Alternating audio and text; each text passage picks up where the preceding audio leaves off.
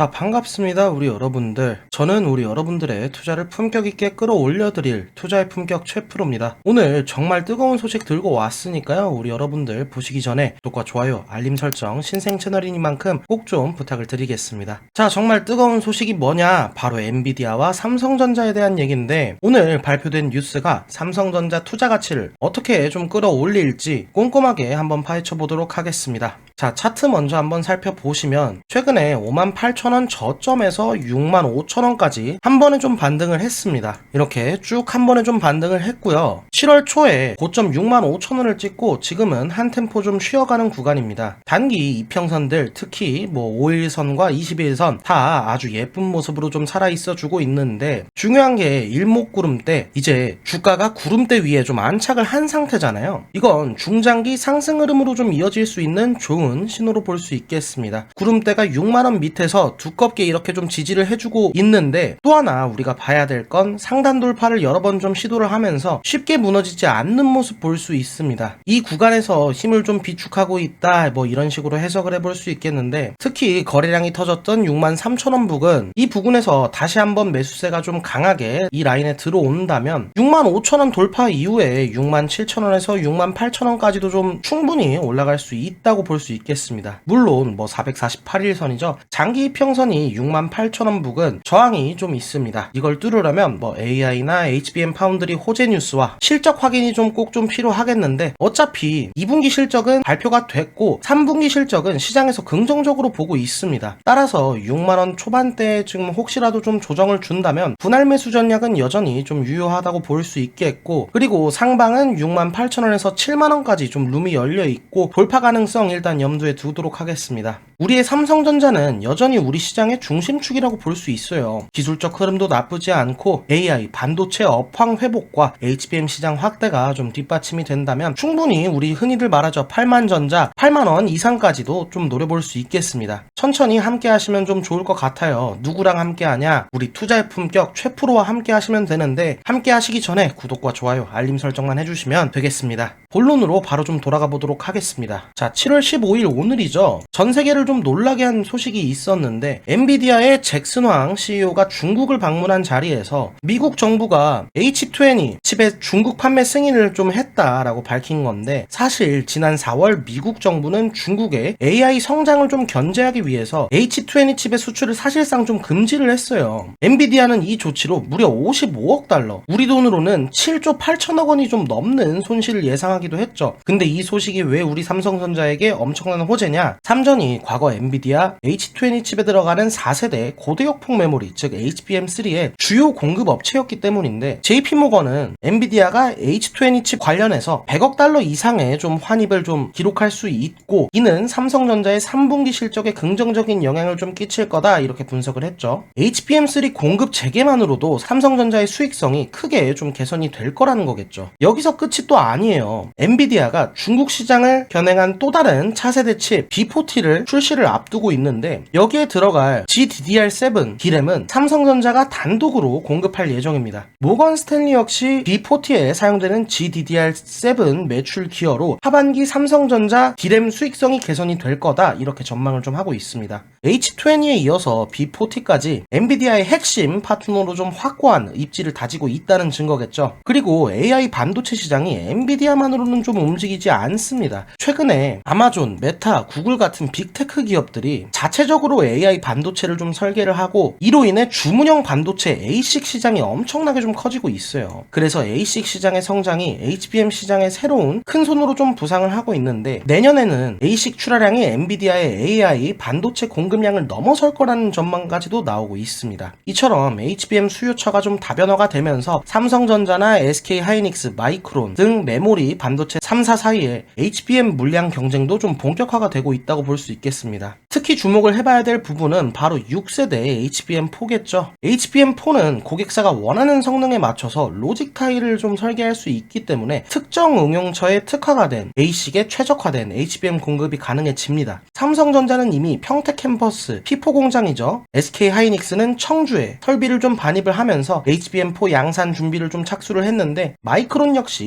HBM4 12단 시제품을 공급사에 공급을 하면서 발빠르게 움직이고 있는 모습 보이고 있습니다. 삼성전자가 HBM 시장의 미래 경쟁력까지 선제적으로 좀 확보하고 있다는 의미겠죠. 저기 ASIC 관련해서는 꼭 눈여겨봐야 될 종목을 제가 한번 말씀을 좀 드리고 싶은데, 꼭 한번 좀 체크를 해보셨으면 좋겠어요. 그 종목은 제가 잠시 뒤에 언급을 좀 해드릴 텐데, 정리하자면 단기적으로 엔비디아의 H20 그리고 B40 판매로 직접적인 매출 승대 효과를 좀 누릴 것으로 보이고요. 중장기적으로는 시장의 성장에 따른 HBM 고객사 변화와 HBM 시장의 선제적 투자로 강력한 성장 동력까지도 좀 확보했다고 볼 수 있겠습니다. 물론 우리 여러분들 투자는 신중하게 하시겠지만, 혼자서 좀 머리 아프지 마시고 구독과 좋아요 알림 설정 꼭 해주시겠지만, 알림 설정을 해두시면 좀 빠르게 보실 수 있겠죠. 자, 오늘도 긴 영상 시청해주셔서 정말 감사드리고요. 구독과 좋아요 알림 설정 해두시면 더 빠르게 질 좋은 정보들 받아보실 수 있도록 제가 더 노력하는 투자의 품격 최프로 되겠습니다. 오늘 하루도 고생하셨습니다. 저는 우리 여러분들의 투자 성공을 응원합니다. 투자의 품격 최프로였습니다.